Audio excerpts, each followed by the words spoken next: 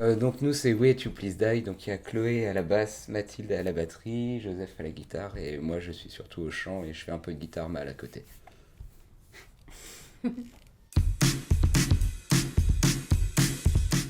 Kids Are l'Office c'est le nom de notre album, alors on l'a choisi, à la base il devait s'appeler DSM 5 The Musical, c'est le gros bouquin que tous les psys et les psychiatres ils ont pour un peu définir les maladies mentales. Quand tu vas là-bas il te fait ah, toi t'as besoin de tel médoc et tout. Et en fait, je voulais juste parler un peu de l'aliénation, tous ces enfants qui sont élevés un peu dans la société moderne, post-glorieuse, qui pètent des câbles pour leur dire tu dois être comme ça, tu es la méritocratie. En fait, ça fait juste des générations d'enfants complètement décérébrés qui ont besoin de médocs, qui trouvent pas leur place. C'était un peu ça, qu'ils à l'office et les enfants ratés de mauvaise qualité. Et comme on n'avait pas trouvé de label, c'est notre premier album et que forcément on vient de nulle part, personne voulait trop parier, enfin mettre des ronds dans le truc, du coup on s'est dit bah on s'est autoproduit.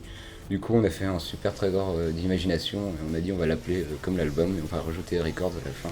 Kids Are Lucky Records c'est ça, c'est notre petit label pour l'instant.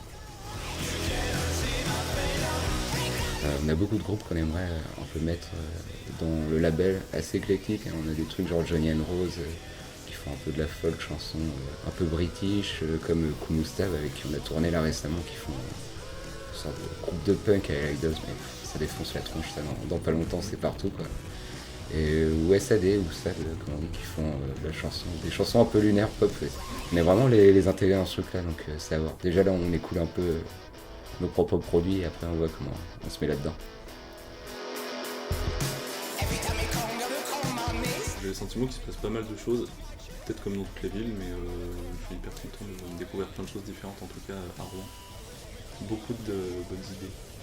On n'est pas chauvin encore une fois, mais putain c'est vrai qu'il y a des trucs qui roastent à fond en Rouen, ça, c'est cool. Enfin pas qu'à Rouen, en Normandie tout court. Ouais, on a des nouvelles compos qui vont être un peu plus pop et bourrin en même temps que... oui, pop. Plus pop et bourrin que le premier album, mais on n'a pas encore la phase saxophone ou orchestre symphonique, hein, mais on expérimente un peu plus de trucs, c'est plutôt cool. Non, le concert qu'on a fait pour les tremplins de Beauregard, on savait pas trop déjà, enfin s'embarquer dans l'histoire tremplin c'est un peu bizarre. Quand tu fais du punk rock, tu dis c'est pas trop forcément là où tu devrais aller. Et on y allait, en plus t'es en concurrence avec 4 genres différents, donc t'avais de la pop, de la folk et du rap. Donc, c'était très éclectique, en plus t'avais ces accords, donc t'avais un peu des groupes du coin qui avaient leur public et tout. On savait pas trop quel public on allait avoir. Putain, il s'est mis à avoir des gros pogos, genre à un moment je suis descendu sur la deuxième chanson, je me suis fait embarquer par plein de filles de 14 ans qui m'ont balancé dans des mecs de 25 ans qui ont ramené tout leur... Ça a fini, j'avais des hématomes partout, mais je m'y attendais pas trop en fait, j'avais pas prévu la place pour ce genre-là, c'était assez rigolo ça. Donc sur un dessin, ça peut pas être des écritures. Il va y avoir 4 bits d'affilée quoi. 5, je sais que tu vas en faire 2. Non, moi je vais faire une vulve. Oh ouais. Ah, pardon. Alors le prochain visuel des t-shirts. Qu'est-ce qu'on a ? Ça raconte nos cicatrices. C'est un groupe qu'on a chié, tu sais.